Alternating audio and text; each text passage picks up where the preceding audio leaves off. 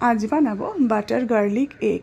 এখানে আমি 4টে ডিম নিয়েছি, সেখানে নুন আর গোলমরিচ গুঁড়ো নিয়ে ভালো করে ফেটিয়ে নেব।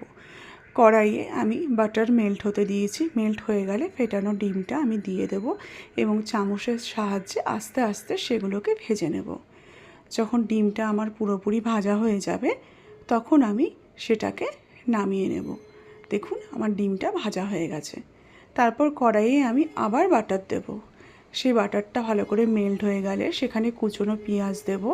পেঁয়াজটা একটু ভাজা হয়ে গেলে সেখানে আমি আদা রসুন পেস্ট, পরিমাণ মতো নুন, গোলমরিচ গুঁড়ো আর চালের গুঁড়ো দিয়েছি।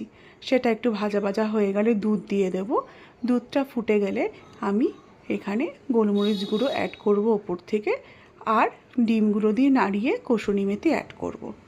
আমার তৈরি হয়ে গেল বাটার গার্লিক এগ। রান্নাটা ভালো লাগলে লাইক অ্যান্ড সাবস্ক্রাইব করবেন।